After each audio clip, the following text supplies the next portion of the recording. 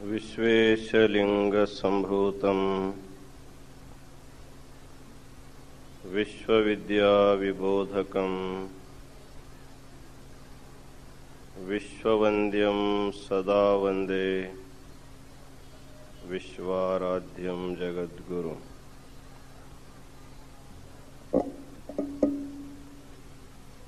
काशी ज्ञान सिंहासन के आदि जगत गुरु विश्वाराध्य से लेकर विश्वेश्वर शिवाचार्य पर्यंत जो गुरु परंपरा हुई है उसे अनेक प्रणिपात समर्पित करते हुए आज के इस धर्म सभा में उपस्थित समस्त शिवाचार्य गण,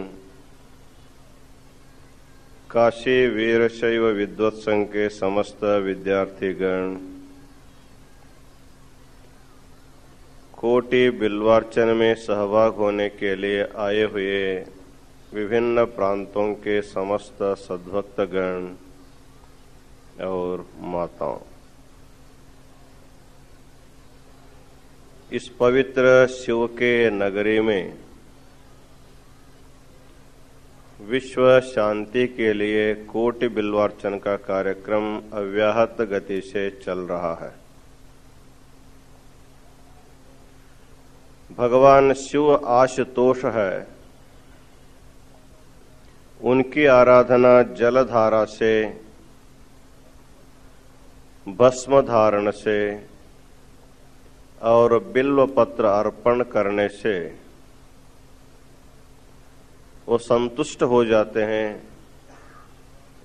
उनकी कृपा पाने के बाद सभी जीवात्मा संतोष से जीवन बिता सकते हैं। भगवान शिव की ही कृपा पाने के लिए यह कोटि बिल्वार्चन का कार्यक्रम एक मास से चल रहा है। यह कार्यक्रम अभी 2 मास तक अखंड चलता रहेगा। प्रतिदिन संध्याकालीन ज्ञान सत्र में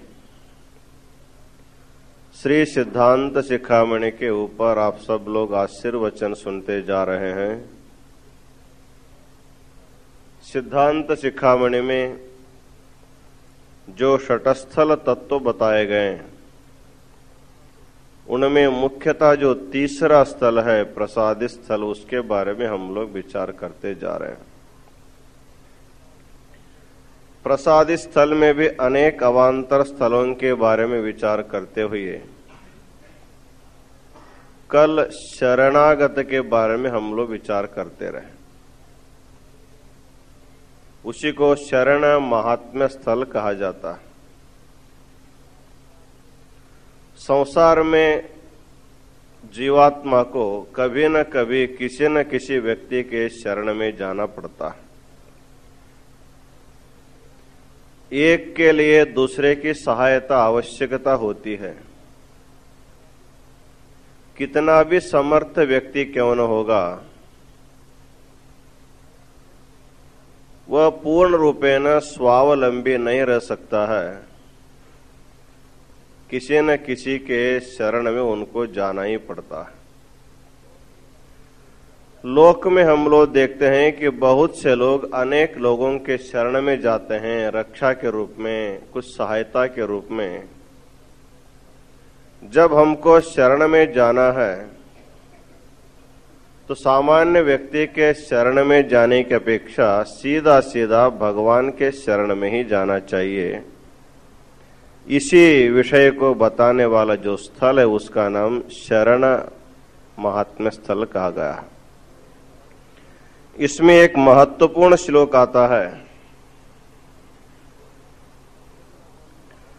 दुर्लभम मानुषम प्राप्य जननम ज्ञान साधनम ये न जानन्ते देवेश तेषाम आत्मा निरर्थकः। दुर्लभम मानुषम प्राप्य जननम ज्ञान साधनम। वो कहते हैं जो मानव जन्म है ये दुर्लभ है और इस जन्म को ज्ञान का साधन माना गया है। यदि जीवात्मा को ज्ञान पाना हो तो उसको मनुष्य जन्म को ही लेना पड़ता है। बाकी जीव जंतुओं को ज्ञान है केवल खाने का, पीने का, सोने का, ये ज्ञान रहता है। आहार निद्रा भय मैथुनंच, ये जो ज्ञान है पशुओं के लिए रहता है और मनुष्य को भी रहता है। लेकिन आत्मा के बारे में, परमात्मा के बारे में पशु पक्षी कुछ भी नहीं जानते हैं। हमारा जन्म संसार में क्यों हुआ है, हम क्यों आए हुए, इसके बारे में पशु पक्षी कभी नहीं सोचते। जब भी उनको भूख लगती है तो आहार के लिए प्रयत्न करते हैं। कहीं न कहीं दिन भर इधर उधर घूम करके अपना पेट पालते हैं और जब थक जाते हैं तो कहीं न कहीं निश्चिंत सो जाते हैं। फिर सुबह उठने के बाद फिर खाने की सामग्री के संपादन में जुटे रहते हैं। या कोई व्यक्ति उनके द्वारा कुछ कार्य करा लेता है तो काम करते हैं। इसके सिवा उनके जीवन में कोई दूसरा कार्य नहीं है। लेकिन 84 लाख योनि में मनुष्य जन्म एक ऐसा जन्म है, ये आहार निद्रा भय मैथुन ये व्यवहार करता हुआ कोहम कुत आयातः किं कर्तव्यम, मैं कौन हूं और मैं कहां से आया हूं, किस लिए आया हूं और मुझे यहां क्या करना है, इसके बारे में सोचने की शक्ति या सोचने का सामर्थ्य केवल मनुष्य को ही दिया गया। अतः यहां आचार्य जी कहते हैं दुर्लभम मानुषम प्राप्य जननम ज्ञान साधनम, ये न जानन्ति देवेशम तेषाम आत्मा निरर्थकः। परमात्मा को जानने के लिए जन्म लिया हुआ जीवात्मा यदि परमात्मा के बारे में कुछ भी विचार नहीं करता, उसको जानने की चेष्टा नहीं करता है, तेषाम आत्मा निरर्थकः, कहते उनका जीवन व्यर्थ है, उसका जीवन निरर्थक माना जाता है। सब कुछ करता है लेकिन आत्मज्ञान के बारे में कुछ भी नहीं सोचता है तो उसका जीवन पूर्ण रूपेण व्यर्थ माना जाता है। एक कथा प्रसिद्ध है, आप लोगों को मालूम भी होगा, सुने होंगे बहुत बार। एक बहुत बड़ा पंडित यात्रा करता हुआ अनेक शास्त्रों का अध्ययन किया हुआ है। वह यात्रा करता हुआ बारिश के दिन में एक गांव पहुंचता है। उस गांव में एक बहुत बड़ी नदी बह रही है और तैरना नहीं जानता है। तैरने वाले भी लोग हमेशा तैर के नहीं जाते हैं, जब नौका रहेंगी उसमें बैठ करके पार हो जाते हैं। वहां बहुत से नाविक थे, नौकाएं थी। जा करके किसी से पूछा, हमको उस पार तुम उतार दोगे क्या? उनका ठीक है, हम उसलिए बैठो। बहुत लंबी नदी है। जब पंडित नाव में बैठता है तो दो आदमी एक जगह बैठते हैं तो चुपचाप तो नहीं बैठते हैं, कुछ न कुछ उनको बोलना पड़ता है। चाहे योगक्षेम के बारे में बोलते हो, चाहे अपने विषय के बारे में बोलते हो, बिना बोले कोई चुपचाप नहीं बैठता है। तो नाव में केवल दो ही व्यक्ति है, नाव चलाने वाला और एक पंडित। पंडित जी ऐसे धीरे धीरे उनसे पूछा कि तुम्हारा नाम क्या है, तुम्हारा जन्म कहाँ हुआ है, ये सब पूछते पूछते कुछ अभ्यास के बारे में उनसे पूछने लगा। क्योंकि ये व्यक्ति साहित्य, व्याकरण, वेदांत, न्याय सब अध्ययन किया हुआ था, तब उनसे पूछा कि तुमने व्याकरण शास्त्र का अध्ययन किया है क्या? उन्होंने कहा कि मुझे व्याकरण क्या होता है कुछ भी मालूम नहीं, मैं कुछ भी अध्ययन नहीं किया। तो ठीक है, कुछ वेदांत का को अध्ययन किया हो? मैंने कहा कि वेदांत का भी नहीं अध्ययन किया। इस तरह प्रत्येक विषय के बारे में वो पूछने लगा, क्या व्याकरण का अध्ययन किए हो, क्या साहित्य का किए हो, क्या वेदांत का किया हो? उन्होंने कहा ना मैं व्याकरण का अध्ययन किया हूं, ना मैं वेदांत का अध्ययन किया हूं। ऐसे सुनने के बाद वो पंडित जी उनसे कहने लगे, तब तो तुम्हारा आधा जीवन व्यर्थ हो गया, क्योंकि शास्त्र का अध्ययन तुमने नहीं किया, केवल अपने पेट पालने के लिए तुम नौका चला रहे हो। ये तो आधा ठीक है, लेकिन आधा जीवन तेरा व्यर्थ है। तो ऐसे विचार करते करते जब बीच नदी में गए थे, तब आंधी आई, नौका इधर उधर डोलने लगा, बड़े बड़े तरंग आने लगे और नदी के पानी नाव में भरने लगे। तब उस समय वो नाविक ने पंडित जी से पूछा, पंडित जी आप सब जानते लेकिन तैरना जानते हैं क्या? उन्होंने कहा मैं तैरना नहीं जानता। तो उनका तुम्हारा सारा जीवन अब व्यर्थ हो गया। मैं किसी न किसी ढंग से तैर करके पार हो जाऊंगा, तुम तेरे सभी पुस्तक लेकर के तुम नदी में डूब मर जाओगे, तेरा जन्म पूरा अब व्यर्थ हो गया। सब जानता हुआ व्यक्ति जब तैरना नहीं जानता है, जैसे नदी में डूब करके मर जाता है, उसी प्रकार हम लोग संसार सागर में व्यवहार कर रहे हैं। दिन प्रतिदिन दिन रात हम लोग सागर में जा रहे हैं, सागर में निवास हमारा है। जिस नौका में बैठे हैं उस नौके के लिए 2 छिद्र भी पड़े हुए हैं और धीरे धीरे धीरे धीरे उसमें पानी आ रहा है और एक न एक दिन नौका पानी से भर जाएगा और नौका पानी में डूब जाएगा। ये तो सत्य है, लेकिन नाव डूबने से पहले उसको जब तैरना जानता है, वह व्यक्ति किसी न किसी ढंग से पार हो सकता है। जो तैरना नहीं जाता है उसको डूब के मरना पड़ता है। तो हमारे मन ही एक ऐसी नौका है, हमारी जो बुद्धि है वो नौका है। इस संसार से पार होने के लिए भगवान ने हमारे लिए बुद्धि या मन रूप एक अच्छा नौका दिया है। तो मन के द्वारा ही तुम तर करके संसार से पार हो सकते हो। मन एव मनुष्याणाम कारणम बंध मोक्षयोः। हम लोगों ने क्या किया, जब उस मन या बुद्धि रूपी नौका को लेकर के संसार में सागर में हम लोग उतर गए, उसको धीरे धीरे धीरे धीरे 2 छेदा हम अपने से किए हुए हैं।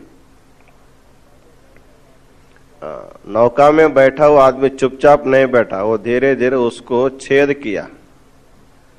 एक नहीं 2 छेद किया। तो छेद कौन से है? एक राग रूपी छेद है, दूसरा द्वेष रूपी छेद। जब भी मनुष्य कहीं जाता है तो किसी न किसी से राग करता है या किसी न किसी से द्वेष करता है। बिना राग बिना द्वेष कोई व्यक्ति कहीं जाता नहीं है, कहीं आता नहीं है। ते राग द्वेष ही हमारे मन या बुद्धि के लिए पड़े हुए 2 छिद्र हैं। पानी जैसे छिद्र के द्वारा नाव में प्रवेश करता है, उसी प्रकार संसार भी हमारे मन और बुद्धि में राग द्वेष से ही हमारा संसार जो है अंदर आता है। जिसके ऊपर आप स्नेह करते हैं, जिसके ऊपर आप प्रेम करते हैं, वह व्यक्ति आपके मन में आकर के बैठता है। कभी कभी आप बैठे बैठे आपके मन में किसी किसी का याद आता रहता है। घर का याद आ सकता है, घर में रहने वाले लोगों की याद आ सकता है, या मित्रों की याद आ सकते हैं, या किसी व्यक्ति की किसी वस्तु की जब स्मरण आपके मन में होता है तो जिसका स्मरण होता है वह वस्तु व्यक्ति आपके मन में आकर के बसा हुआ है। स्थूल रूपेण वहां है, लेकिन संस्कार रूपेण आपके मन में वह व्यक्ति बैठा हुआ है। और जिस पर व्यक्ति आप जैसे प्यार करते हैं वो व्यक्ति जैसे आपके मन में आकर के बैठता है, उसी प्रकार जिसके ऊपर आप द्वेष करते हैं वह भी व्यक्ति आपके मन में आकर के बैठता है। आपको स्मरण होने के लिए या तो किसी न किसी के साथ आपका प्रेम होना चाहिए या किसी न किसी के साथ आपका द्वेष होना चाहिए। द्वेष के बिना, प्रेम के बिना किसी का स्मरण नहीं होता। प्रेम के कारण स्मरण का स्मरण इसलिए होता है कि आप वो आपके लिए वो अनुकूल व्यक्ति, इसलिए आपका स्मरण होता रहता है। और जिसके साथ आपका द्वेष हुआ है उसका भी स्मरण इसलिए होता है कि आप कभी न कभी उनके द्वारा अपमानित हुए हैं या किसी न किसी समय में आपके साथ उनका मारपीट हुआ है। उसको याद इसलिए करते हैं कि कभी न कभी हमको भी उनसे झगड़ा करना है, उनको मारपीट करना है, उनको गाली गलौज करना है। जब आप स्मरण में रखेंगे तभी उसकी मौका ढूंढ करके उसका अपमान कर सकते हैं। तो इस तरह संसार में रहने वाले व्यक्ति के चित्त में संसार जो है राग रूपी, द्वेष रूपी छिद्र से संसार अंदर आता रहता है और इस प्रकार एक न एक दिन जो है संसार में व्यक्ति डूब जाता है। तो कितने बार व्यक्ति डूबा है, फिर नया जन्म लेता है, फिर डूब मरता है, फिर नया जन्म लेता है। तो संसार चक्र जो है इसी प्रकार चल रहा। इसलिए कहते हैं कि आप अपने बुद्धि या मन को जो छिद्र पड़े हुए हैं उसको पहले बंद करना होगा, तभी आपका जीवन सुरक्षित हो सकता है।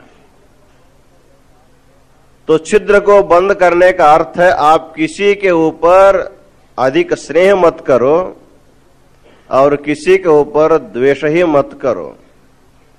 ठीक है, जब भी मौका है, समय आया, अपना व्यवहार किया, फिर भूल गया, फिर आया, लिया, व्यवहार किया, फिर भूल गया, उसको याद नहीं रखना।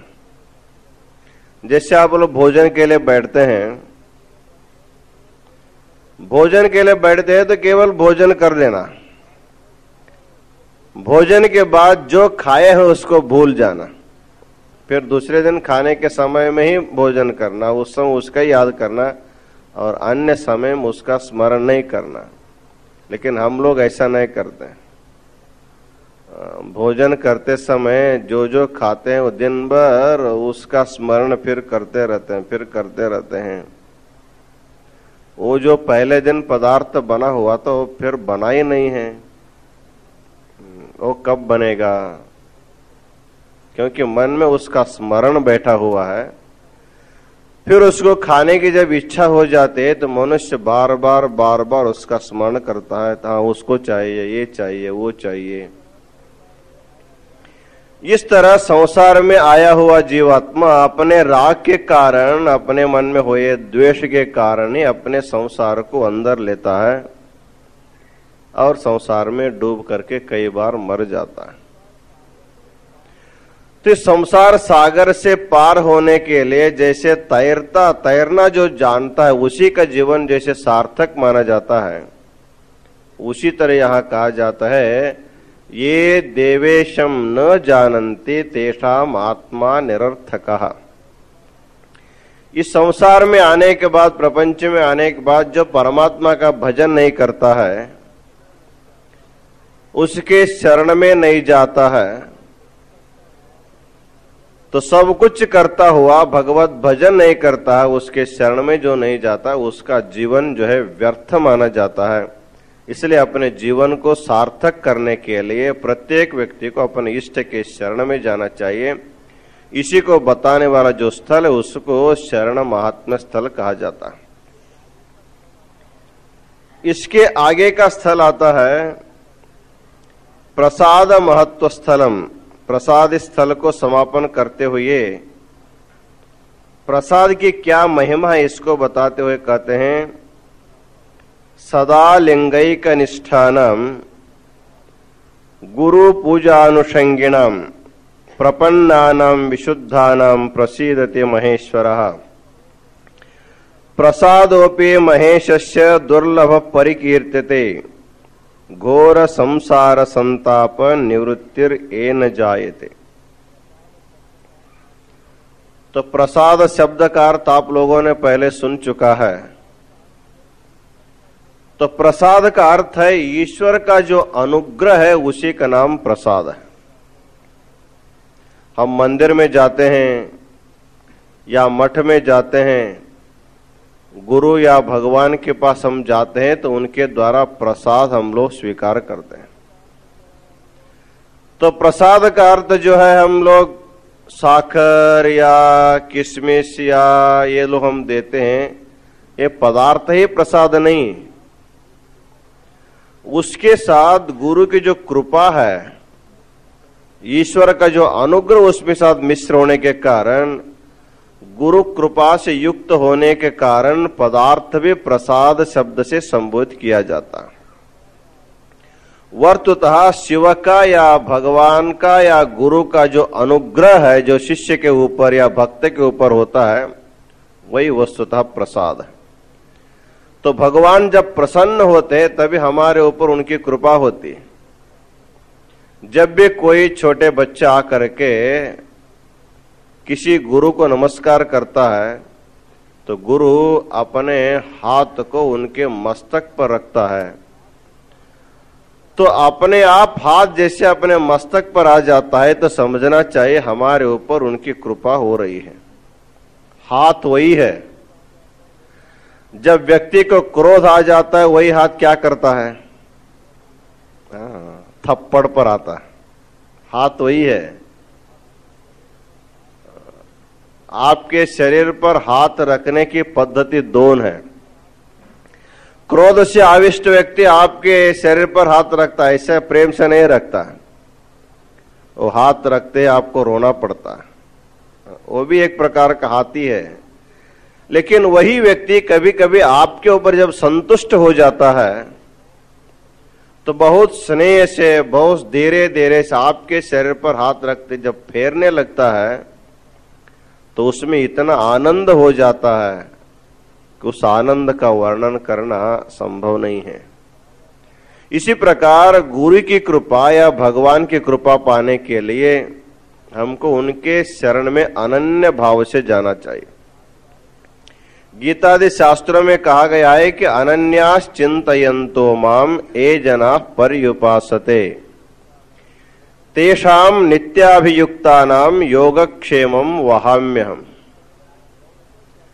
भगवान के शरण में बहुत लोग जाते लेकिन अनन्य भाव से जाने वाले बहुत कम होते हैं। हमारा मन अन्यत्र आसक्त रहता है, अन्यत्र मन को आसक्त रख करके हम भगवान के शरण में जाते हैं। आधा मन भगवान के ऊपर है, आधा मन किसी वस्तु के ऊपर है, इसलिए अर्धमर्ध मन से हम लोग जाते, पूर्ण मन से नहीं जाते। इसलिए भगवान कहते हैं हमारे शरण में आना हो तो पूरा पूरा मन से आओ, पूरा पूरा मन से आओ, अनन्य भाव से आना। अनन्य भाव का अर्थ है कि मुझे छोड़ करके तेरे रक्षण करने वाला दूसरा कोई नहीं है। इस प्रकार पूर्ण रूपेण शरणागति भाव से जब तुम हमारे पास आओगे तो तेरे योग के बारे में, तेरे क्षेम के बारे में हम विचार करते हैं। तो शास्त्रकारों ने कहा है कि योग का शब्द अर्थ है अप्राप्तस्य प्राप्ति ही योगः, प्राप्तस्य परिरक्षणम क्षेमः। जो हमारे लिए अप्राप्त है उसको जो प्रदान करता उसी का नाम योग है, और प्राप्त है वस्तु की रक्षा करने का नाम ही क्षेम है। तो भगवान कहते तुम्हें जो चाहिए उसको मैं स्वयं देता हूं, इतना ही नहीं और तेरी संपत्ति की, तेरे संसार की मैं रक्षा भी करता हूं। यदि हमारी भक्ति अनन्य भाव से नहीं है तो भगवान देखता है कि ठीक है, अपनी रक्षा स्वयं करता तो मुझे क्यों जाना वहां पर। जब तक कौरव की सभा में द्रौपदी अपनी साड़ी को स्वयं अपने हाथ से पकड़ करके अपनी लज्जा रक्षा कर रही थी, एक हाथ से साड़ी हाथ में पकड़ी हुई है और एक ही हाथ से भगवान के तरफ हाथ करके बुला रहे, हे नाथ मेरी रक्षा करो, मेरी रक्षा करो। लेकिन भगवान चुपचाप आंख बंद करके चुपचाप बैठे हुए हैं। तो उनकी शक्ति, रुक्मिणी कहते हैं तेरे लिए कितने तेरी भक्त जो है वहां भूलोक में बुला रही है और तुम चुपचाप आंख बंद करके बैठे हो। तो भगवान ने कहा तो वो तो बुला रहे है तो ठीक है, लेकिन पूरे पूरे मन से मुझे नहीं बुला रहे। अभी वो सोच रहे कि वो आता है कि नहीं आता है, तो मैं अपनी रक्षा तो कर लो। इस भाव से एक हाथ से अपने वस्त्र को धर करके उसकी मैं मेरी रक्षा करूंगा ऐसे भाव भी उनके मन में है, और केवल एक हाथ ऊपर करके मुझे बुला रहे। इसलिए अर्धा मर्धा मन वालों के पास मैं नहीं जाता हूं, जो पूरा पूरा मेरे ऊपर भरोसा करता है उसकी मैं रक्षा करता हूं। इतने में जब द्रौपदी को मालूम हुआ कि मैं मेरी रक्षा कर नहीं सकती हूं, किसी न किसी ढंग से अब मेरा लज्जा जाने वाला ही है, अब भगवान को पूरे मन से बुलाना चाहिए से विचार कर जब दोनों हाथ ऊपर करके जब भगवान को आवाहन करते हैं, उसी समय भगवान वस्त्रावतार के रूप में आकर के उनकी लज्जा की रक्षा किया हुआ। तो कहते हैं यहां पर जो पूर्ण मन से भगवान के शरण में जाता है उन्हीं के ऊपर भगवान की कृपा होती है। उस भगवान की कृपा का नाम ही प्रसाद है। ईश्वर का जो अनुग्रह है उसी का नाम प्रसाद है। वह प्रसाद भगवान का प्रसाद या अनुग्रह जो दुराचारी है, दुष्ट चित्त है, जो दूषित वृत्ति है, उनके ऊपर कभी नहीं होता है। जिनका चित्त शुद्ध हुआ है और जो लोग निरंतर भगवान शिव के चिंतन करते करते उनका मन शिवमय हुआ है, ऐसे पवित्र आत्माओं के ऊपर ही भगवान शिव की कृपा होती है। इसलिए भगवान की कृपा भी सुलभ नहीं है, उसके लिए अत्यंत दुर्लभ माना गया है। तो कहते हैं यज्ञास्तपांसि मंत्राणाम जपश्चिंता प्रबोधनम प्रसादार्थम महेशस्य कीर्तितानि न संशयः। संसार में हम लोग अनेक प्रकार के व्यवहार करते हैं, यज्ञ करते हैं, तपश्चर्या करते हैं, मंत्र का जप करते हैं, भगवान की चिंतन करते हैं, और इसके अलावा कहीं शास्त्र की चर्चा में प्रबोधन के लिए बैठ करके हम लोग विचार भी करते हैं। ये सारी क्रियाएं क्यों करते हैं? बड़े बड़े यज्ञ किया जाता है किस लिए, और बड़े बड़े तपश्चर्या किया जाता है किस लिए, और बहुत से लोग बैठ करके जब साधना करते हैं, ध्यान करते हैं, और शास्त्र की चर्चा करते हैं, प्रवचन करते हैं, कथा करते हैं, उसको सुनते बैठते हैं। ये सब व्यवहार जो है उसी भगवान की कृपा पाने के लिए है। यज्ञेन दानेन तपसा नाशिकेन, तो उपनिषदों में कहा गया है कि भगवान की कृपा पाने के लिए अनेक प्रकार के साधन हैं। यज्ञ के द्वारा, तपश्चर्या के द्वारा, अपनी साधना के द्वारा भगवान की कृपा पा सकते हैं। लेकिन अनेक प्रकार के यज्ञों में जो सबसे सुलभ यज्ञ उसका नाम ही जप यज्ञ है। गीता में भगवान ने स्वयं कहा है कि यज्ञानाम जप यज्ञोस्मि। बहुत बड़े खर्चीले भी बहुत बड़े यज्ञ होते हैं। कई क्विंटल घी भी उसमें जलाया जा सकता है, लकड़ी भी जलाया जा सकता है, रेशम के कपड़े भी उसमें आहुति दिया जा सकते हैं। लेकिन इस प्रकार के यज्ञ सब के लिए संभव नहीं है।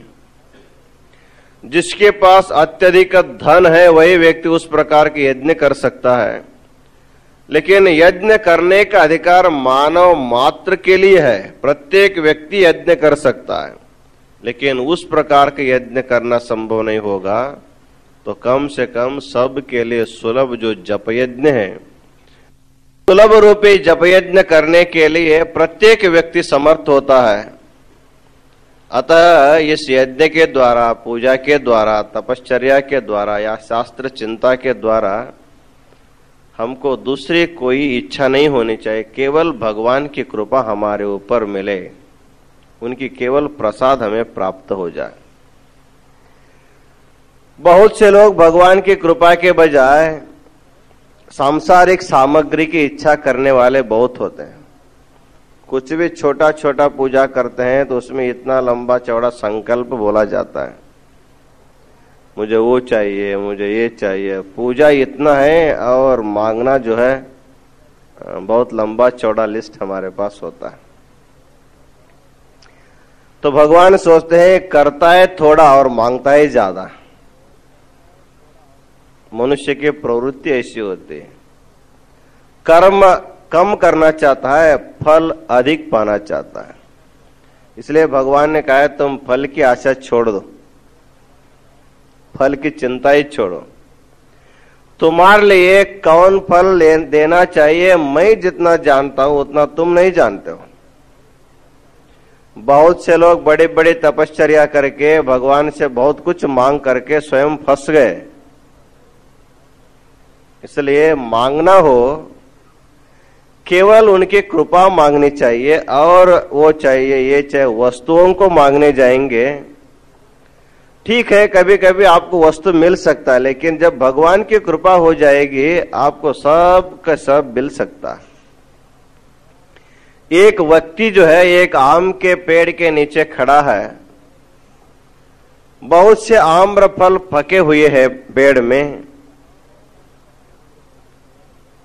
और वो सोचता है कि छलांग मार करके एक आध फल लेने की इच्छा करता है। कूद करके यदि एक फल को लेना चाहेगा तो कम से कम उनके हाथ में एक फल आ सकता है, ज्यादा से ज्यादा 2 फल आ सकते हैं। ऊपर कूदा हुआ व्यक्ति जब उनके हाथ फल तक पहुंच जाएंगे, या तो एक फल आएगा या दोनों हाथों में 2 फल आ सकते हैं, 2 से अधिक फल उनको नहीं मिलेगा। यदि ऐसे कूद न करते हुए सीधा सीधा वृक्ष के ऊपर जब चढ़ जाएगा, उनको जितना चाहे उतना फल भरपेट खाने को मिल सकता है। उसी प्रकार कहा जाता है समाश्रयो महान वृक्षः फलच्छाया समन्वितः। यदि हमको आश्रय करना है तो ऐसे बड़े वृक्ष के आश्रय में जाना चाहिए जिसकी छाया भी बहुत बड़ी है और उसमें बहुत से फल भी लगे हुए हैं। ऐसे वृक्ष के ऊपर आप चढ़ करके बैठेंगे तो आपको छाया भी मिलेगी, आपको फल भी मिल सकता है। लेकिन मनुष्य जो वृक्ष के ऊपर चढ़ना नहीं चाहता, थोड़ा सा कूद करके एक आध फल खा करके उस वृक्ष को छोड़ के जाना चाहता है।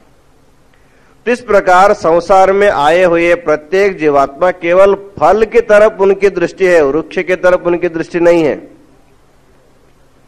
उसी तरह संसार में लगे हुए जो शब्द स्पर्श रूप रस गंध जो 5 विषय है, संसार में लगे हुए फल है, और परमात्मा वृक्ष है। यदि हम सीधा सीधा वृक्ष को आश्रय जाएंगे या वृक्ष के ऊपर चढ़ जाएंगे तो हमको फल भी मिलेंगे और परमात्मा भी हमको मिल सकता है। लेकिन प्रायः बहुत से लोग परमात्मा को नहीं चाहते हैं, उनके केवल फल को ही पाना चाहते हैं। तो फल खाते खाते आप फिर उसी फल में आसक्त हो जाएंगे, फिर मरते समय संसार की चिंता करते हुए मरेंगे, तो फिर आपको संसार में आना पड़ता है। इसलिए संसार से मुक्त होने के लिए शिव कृपा की, शिव प्रसाद की नितांत आवश्यकता है।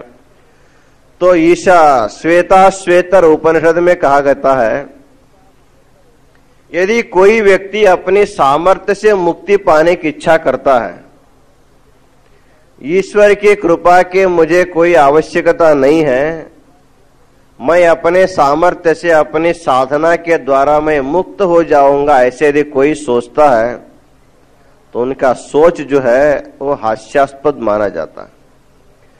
वो कहते हैं जैसे आकाश को लपेट करके, चटाई के जैसे आकाश को लपेट करके या भूमि को लपेट करके अपने कक्ष में, अपने हाथ में रखने की जो चेष्टा करता है, तो उनकी चेष्टा जैसे हास्यास्पद मानी जाती है। भूमि को लपेटना जैसे संभव नहीं है, आकाश को लपेटना जैसे संभव नहीं है, उसी प्रकार ईश्वर की कृपा के बिना, भगवान शिव की कृपा के बिना मुक्ति पाने की इच्छा करने वाले व्यक्ति के सोच भी ऐसे ही होता है, मैं आकाश को लपेट करके अपने कक्ष में डाल लूंगा, अपने हाथ में धर लूंगा, ऐसा सोचना जैसे व्यर्थ है। उसी प्रकार ईश्वर की कृपा के बिना कोई व्यक्ति मुक्ति नहीं पा सकता। अतः यज्ञ के द्वारा, जप के द्वारा, अपने नित्य पूजा के द्वारा हम लोगों को केवल भगवान की कृपा पाने के लिए, उनके प्रसाद पाने के लिए सारी क्रिया हमको करनी पड़ती है। इन सारी क्रियाओं का फल केवल प्रसाद ही होता है और प्रसाद पाना ही अपना जीवन का मुख्य लक्ष्य माना जाता है। फिर आगे कहते हैं प्रसाद मूला सर्वेषां भक्तिरव्यभिचारिणी शिव प्रसादहीनस्य भक्तिश्चापि न सिद्ध्यति। प्रसाद मूला सर्वेषां भक्ति ही अव्यभिचारिणी। तो भक्ति में दो प्रकार की भक्ति है, एक अव्यभिचारिणी भक्ति है, दूसरी जो है व्यभिचारिणी भक्ति है। तो अव्यभिचारिणी भक्ति का अर्थ होता है एक ही भगवान में जब हमारे निष्ठा होते उसका नाम अव्यभिचारिणी भक्ति है। कभी हम इस भगवान के ऊपर, कभी उस भगवान के ऊपर, कभी इस भगवान के ऊपर 3 से 65 दिनों में 3 से 65 देवों की हम लोग पूजा करते जाएंगे तो हमारी भक्ति व्यभिचारिणी भक्ति कही जाती। तो यदि हमारे मन में अव्यभिचारिणी भक्ति आनी हो तो भगवान की कृपा के बिना, शिव की कृपा के बिना शिव की अव्यभिचारिणी भक्ति हमारे मन में नहीं आ सकती। इसलिए इसमें कहा जाता है प्रसादादेव सा भक्ति ही, प्रसादो भक्ति संभवः यथैवांकुरतो बीजम बीजतो वा यथांकुरः। भगवान के कृपा के द्वारा, उनके प्रसाद के द्वारा हमारे मन में उनके प्रति भक्ति उत्पन्न हो जाती है और जैसे हमारी भक्ति हम करते जाएंगे वैसे वैसे भगवान की कृपा, उनका प्रसाद भी हमारे ऊपर होता जाता है। उसके लिए उदाहरण देते हैं, जैसे वृक्ष के द्वारा बीज और बीज के द्वारा वृक्ष परस्पर सहयोग से जैसे बढ़ता जाता है, बीजतो वा यथांकुरः, बीज के बाद अंकुर, अंकुर के बाद बीज, उसी प्रकार भगवान की कृपा के द्वारा हमारे मन में भक्ति और भक्ति के द्वारा ईश्वर की कृपा, ईश्वर के द्वारा फिर हमारे मन में भक्ति और भक्ति के द्वारा फिर ईश्वर की कृपा। इस तरह भक्ति और प्रसाद दोनों अन्योन्य परस्पर सापेक्ष है। ईश्वर के प्रसाद के बिना हमारे मन में भक्ति नहीं होती है, हम बिना ईश्वर का प्रसाद भी नहीं होता। यहां पर थोड़ा सा रहस्य ये बात है, भक्त सोचता है पहले ईश्वर हमारे ऊपर प्रसाद करें, हमारे ऊपर अनुग्रह करें, बाद में हम उनकी भक्ति करेंगे। तो भगवान सोचता है तुम पहले थोड़ा भक्ति करो, बाद में मैं तुमको तुम्हारे ऊपर अनुग्रह करता हूं।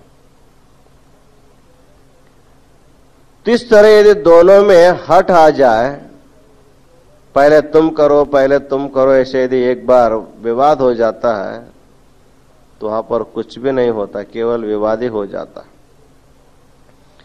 यदि दोनों में इस प्रकार का झगड़ा हो जाए, पहले तुम मेरी भक्ति करो, बाद में तुम्हारे ऊपर मैं अनुग्रह करता हूं, ऐसे जो भगवान कहता है, भक्त कहते नहीं नहीं, मैं पहले तुम मेरे ऊपर अनुग्रह करो, बाद में मैं भक्ति करता हूं। तो भगवान की कृपा जीवात्मा के लिए आवश्यक है और जीवात्मा की भक्ति परमात्मा के लिए आवश्यक नहीं है। इसमें किसकी बात आवश्यक, इसके बाद सोचनी है। यदि हम पूजा नहीं करेंगे तो भगवान बिना नहाए ऐसे नहीं रहते हैं। हम भोग नहीं लगाएंगे तो भगवान भूखे मरेंगे नहीं। हम एक नहीं करेंगे तो लाखों लोग करने वाले उनके पास है। इसलिए हमको चाहिए पहले जीवात्मा भगवान के शरण में उनको जाना चाहिए, क्योंकि ईश्वर की कृपा की आवश्यकता जीवात्मा के लिए है, लेकिन जीवात्मा की पूजा की आवश्यकता परमात्मा के लिए नहीं है। जब सृष्टि नहीं थी, सभी जीव जंतु नहीं थे, उस समय भी परमात्मा था, उनकी पूजा करने वाला कोई नहीं था, फिर भी उनका कोई बिगड़ा नहीं है। उसको भोग लगाने वाला नहीं था, उसको नहलाने वाला नहीं था, उसको पूजा की सामग्री अर्पण करने वाला कोई नहीं था, सामग्री नहीं थे, फिर भी भगवान का कुछ बिगड़ा नहीं है। उसी प्रकार जब सारी सृष्टि हो गई, उस समय भी यदि आप नहीं करते तो फिर भी भगवान का कुछ बिगड़ता नहीं है। यदि बनता बिगड़ता है तो जीवात्मा का ही बनता है, जीवात्मा का ही बिगड़ता है, ईश्वर का कुछ भी नहीं होता। जैसे आकाश अलिप्त है, पानी आने पर भी वो भीगता नहीं है, धूप आने पर वो सूखता नहीं है। आपके जो कपड़े होंगे, जैसे आप बाहर कपड़े डाले हैं तो पानी आ जाता है तो आपके कपड़े भीग जाते हैं और उसको सुखाने के लिए आपको फिर धूप में डालना पड़ता है। तो आपके कपड़े पानी से भीग सकते हैं और सूख भी सकते हैं धूप के द्वारा, लेकिन आकाश कितने पानी आने पर भी वो भीगता नहीं है, कितना कड़ा धूप होने पर वो सूखता नहीं है। जैसे आकाश के ऊपर किसी का प्रभाव नहीं होता है, उसी प्रकार ईश्वर के ऊपर हमारे पूजा होने से भी उतना है, नहीं होने से भी उतना, उनके ऊपर कोई बिगड़ता नहीं, कुछ बनता नहीं। लेकिन जीवात्मा को जब ईश्वर की पूजा करनी है तो अपने लिए उनकी पूजा करनी, उनकी कृपा पाने के लिए, उनका प्रसाद पाने के लिए जीवात्मा को भगवान के शरण में जाना पड़ता है। इसलिए कहते हैं जब ईश्वर की कृपा होते, उनका जब प्रसाद होता है तो भक्त के मन में भक्ति बढ़ जाती है। तो ईश्वर की कृपा पाने के लिए, उनका प्रसाद पाने के लिए भक्त को भगवान के शरण में जाना पड़ता और उसकी निष्ठा से उसकी पूजा करनी पड़ती है। इस तरह भक्ति और प्रसाद का अन्योन्य संबंध बताते हुए आगे कहते हैं, गर्भस्थो जायमानो वा जातो वा ब्राह्मणोथवा अंत्यजो वाप्य मुच्चेत प्रसादे सति शांकर। यदि ईश्वर की कृपा हमारे ऊपर है तो गर्भस्थ जायमानो वा जातो वा अंत्यजोपि वा, वो कहते हैं यदि माता के गर्भ में भी वो है, ईश्वर की कृपा रहेगी तो सुरक्षित उसका जन्म हो सकता है। यदि किसी का जन्म भी हुआ है, उसका जीवन सुरक्षित रहना हो तो ईश्वर की कृपा की आवश्यकता है। यदि उनकी कृपा नहीं है तो जन्म होते होते भी वो जीवात्मा मर सकता है। तो ईश्वर की कृपा पाने के लिए किसी विशिष्ट जाति की भी आवश्यकता नहीं है। जैसे हमारे देश में वर्णाश्रम पद्धति है, उनके उद्योग के कारण, उनके व्यवहार के कारण ब्राह्मण, क्षत्रिय, वैश्य, शूद्र आदि जो वे भेद किया गया है, तो भगवान के दृष्टि में ये भेद नहीं है। जीवात्मा के दृष्टि में ब्राह्मण, क्षत्रिय, वैश्य, शूद्र भेद है, लेकिन ईश्वर की दृष्टि में सभी समान है। इसलिए भगवान स्वयं शिव कहते हैं, समा भवन्ति में सर्वे। किसी ने पूछा कि भगवान आपका जो शिव नाम है, आपको जो शिव कहा जाता है, वो शिव शब्द का अर्थ क्या है उसको बताइए। तो कहते हैं स्वयं शिव कहते हैं, शिव शब्द का अर्थ स्वयं शिव कहते हैं, समा भवन्त में सर्वे, मेरे दृष्टि में सभी सम है, सबको मैं समान दृष्टि से देखता हूं, इसलिए मेरा नाम शिव है। यदि किसी को शिव होना है अर्थात शिवत्व पाना हो तो हमारी दृष्टि भी समान होनी चाहिए। इसलिए कहा जाता है गर्भस्थो वा जायमानो वा जातो वा अंत्यजोपि वा, चाहे कोई हो, पेट में रहने वाला शिशु हो, नवजात शिशु हो, या कोई ब्राह्मण हो, क्षत्रिय हो, वैश्य हो, शूद्र हो, लेकिन कृपा करने के लिए भगवान ये सब नहीं सोचता है, केवल उनकी भक्ति दे करके कृपा करता है। भगवान की कृपा पाने के लिए कोई जाति विशेष की जरूरत नहीं है। केवल शिष्य के ऊपर वो कृपा करता है, बूढ़े के ऊपर कृपा नहीं करता है, ऐसी बात नहीं है। केवल पुरुषों के ऊपर कृपा करता है, स्त्रियों के ऊपर कृपा नहीं करता, ऐसी भी बात नहीं है। उनके दृष्टि में स्त्री भाव नहीं है, उनके दृष्टि में पुरुष भाव नहीं है, उनके दृष्टि में शूद्र वैश्य आदि कोई भाव नहीं है। भगवान केवल हमारी भक्ति देखता है, हमारी भक्ति देखता है। जैसे आप लोग पानी लेने के लिए नदी में जाते हैं या कुएं में जाते हैं, या तो आजकल अब कुआं भी बंद हो गया, अब नदी में जाना भी मुश्किल हो गया, आपके पानी आपके घर में स्वयं आ जाता है नल के द्वारा। तो नल का पानी लेने के लिए जब जाते हैं, नल ये नहीं कहता है कि तुम सोने का ही घड़ा ले आओ, चांदी का ही घड़ा ले आओ तभी मैं पानी दूंगा, ऐसे कोई नल कहा है। और नदी भी ऐसा नहीं कहती है, कुआं भी ऐसा नहीं कहता है, लेकिन पात्र चाहिए। वो पात्र ऐसा चाहिए उसमें छेदा न पड़ा हो, अच्छिद्र पात्र की आवश्यकता है। चाहे वो पात्र सोने का भी हो सकता है, वो पात्र मिट्टी का भी हो सकता है, वो पात्र रजत का भी हो सकता है, लेकिन पानी के दृष्टि से रजत स्वर्ण मिट्टी कोई भेद नहीं, केवल पात्र चाहिए, वो अच्छिद्र चाहिए, उसमें किसी प्रकार का छेद नहीं होना चाहिए, उसमें पानी आ सकता है। उसी प्रकार भगवान कहते हैं कि किसी जाति विशेष को देख करके मैं अनुग्रह नहीं करता हूं, केवल भक्तों की भक्ति दे करके मैं अनुग्रह करता हूं। मेरे अनुग्रह पाने के लिए आपको केवल श्रद्धा करनी होगी, मेरे ऊपर भक्ति करनी होगी। जो अनन्य भाव से मेरी भक्ति करता है उनके ऊपर मेरी कृपा का वर्षाव होता है, कृपा वृष्टि उन पर हो जाती है, वो कृपा वृष्टि से वो परिपूर्ण रूप से तृप्त हो जाता है। आगे कहते हैं ब्रह्माद्या विभुदा सर्वे स्वस्वस्थान निवासिनः नित्य सिद्धा भवन्तेव प्रसादात् परमेश्वरात्। इस सृष्टि में अनेक प्रकार के देव हैं और उनके भी अलग अलग कार्य है। ब्रह्मा का कार्य है सृष्टि करने का, और विष्णु का कार्य है पालन करने का, रुद्र का कार्य है संहार करने का।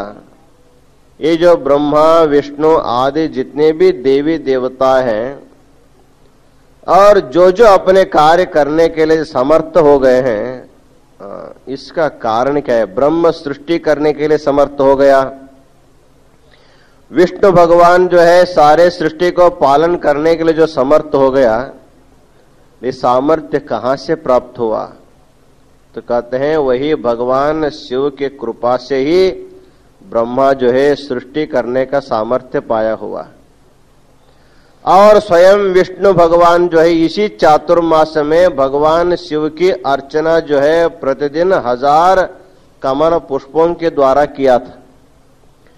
पुष्पदंत कवि ने महिम्न स्तोत्र में इसकी बहुत सुंदर विस्तार से वर्णन करते हैं।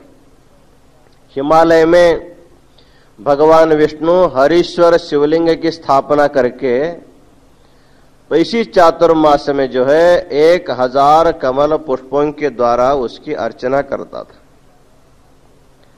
जब अर्चना करते समय एक पुष्प जब कम पड़ जाता है तो अपने नेत्र कमल को निकाल करके जब भगवान शिव को अर्पण करते हैं तो उनकी भक्ति से प्रसन्न होकर के शिव उनके ऊपर अनुग्रह करते हैं और उनके नेत्र को कमल नेत्र बना देते। इतना ही नहीं, इस संसार के रक्षा करने के लिए और दुष्टों को संहार करने के लिए उनको सुदर्शन चक्र का अनुग्रह किया हुआ है।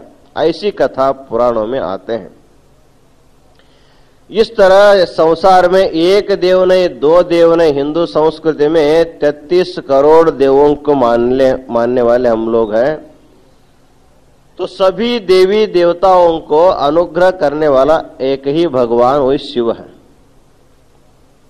जैसे व्यवहारिक रीति से जब आप देखते हैं, जब कभी भी हमारे देश में चुनाव होता है, केंद्र में जब चुनाव होता है, तो पहले पहले एक व्यक्ति को प्रधानमंत्री बनाया जाता है। तो उस प्रधानमंत्री के ऊपर सभी प्रकार के अधिकार दिया जाता है। अब तुमको किसको देना तुम देते रहना, चाहे वो दे भी सकता है, चाहे अपने में वो रख भी सकता है। उसी प्रकार राज्य में जो मुख्यमंत्री होता है वो भी अपने अधिकार को वितरण भी कर सकता है, अपने में भी रख सकता है। जैसे अन्य मंत्री लोग जो है उसी प्रधानमंत्री के दिए हुए कृपा से वो जैसे अपना व्यवहार करते हैं, उसी प्रकार सभी देवों के जो प्रधान देव है उसी का नाम महादेव है। उसको महादेव इसलिए कहा जाता है, वो देवों का भी देव है। देवानाम देवः महादेवः।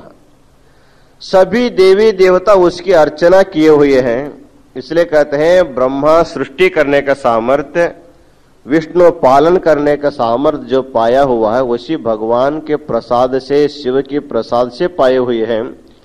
जब देवों को शिव की प्रसाद की आवश्यकता है तो जीवों को क्यों नहीं चाहिए? इसलिए जीवों को भी प्रसाद पाने के लिए उनके शरण में जाना चाहिए।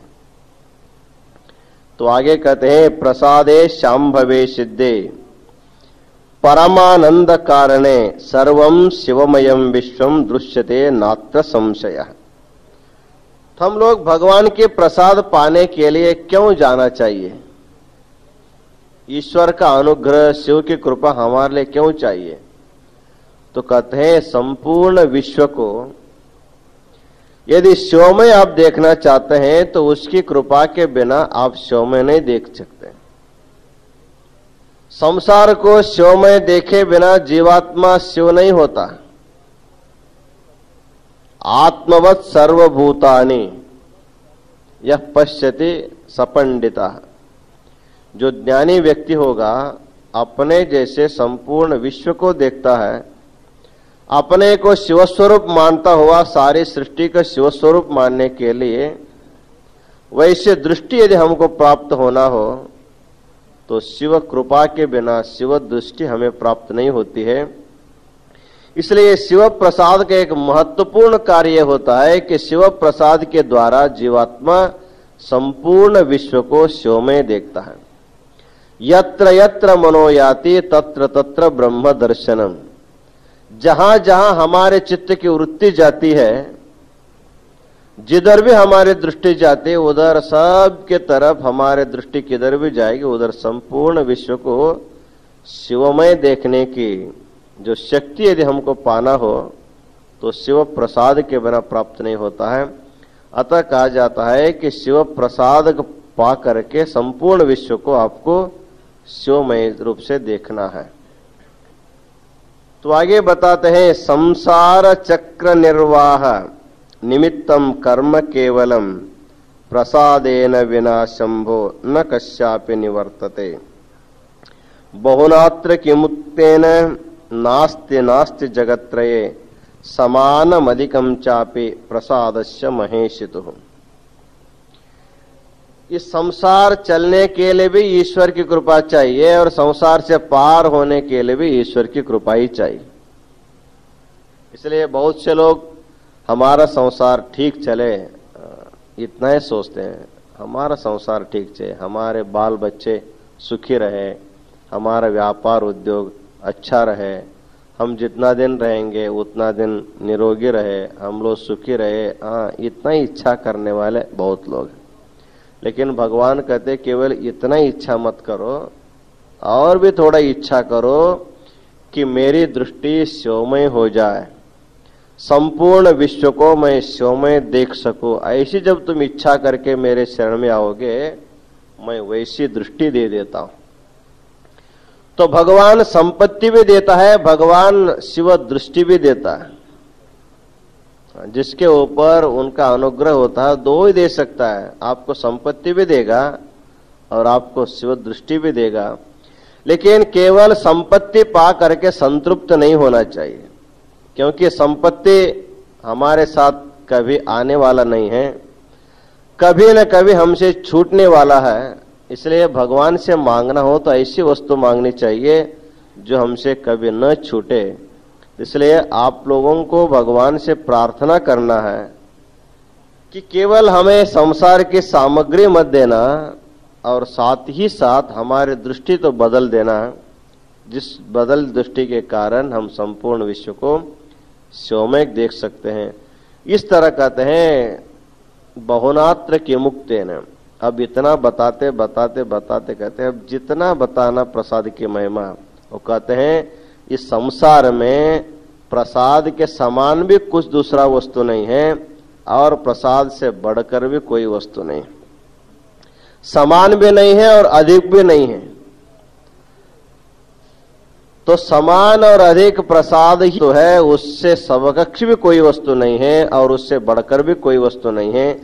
तो यदि हमको पाना हो तो ऐसी वस्तु पाना चाहिए उसके समकक्ष दो ही वस्तु न रहे और उससे बढ़कर भी कोई नहीं रहे। तो संसार में सबसे बड़ा भगवान की कृपा है, शिव का अनुग्रह सबसे बड़ा है। इसलिए शिवानुग्रह पाने के लिए हम लोगों को प्रसाद स्थल में इसका समापन करते हुए कहते हैं जब व्यक्ति अनन्य भाव से भगवान के शरण में जाता है तो भगवान की कृपा प्रसाद उनको जब प्राप्त हो जाता है, उसके प्रसाद सेवन करने से, प्रसाद पाने से उसको प्रसादी कहा जाता है। जब वह व्यक्ति प्रसादी हुआ तब उसका मन सदा प्रसन्न रहता है। इस तरह प्रसाद स्थल का मुख्य उद्देश्य है हमारे मन को शुद्ध करना, स्वच्छ करना, प्रसन्न रखना, और सदा प्रसन्न होकर के भगवत चिंतन करना ही प्रसाद स्थल का मुख्य लक्ष्य है। इस तरह जब जीवात्मा साधक जो है प्रसाद स्थल में साधना करते करते जब उनकी प्रगति आगे हो जाती है, वही प्रसादी व्यक्ति आगे प्राणलिंगी बन जाता है। प्राणलिंग अर्चन करने का सामर्थ्य उसको प्राप्त हो जाता है। तो प्राणलिंगी की स्थिति कैसी होती है उसके बारे में हम लोग कल विचार करेंगे। इन्हीं वचनों के साथ आज का आशीर्वचन पूर्ण करते हैं। ओम शांति शांति शांति।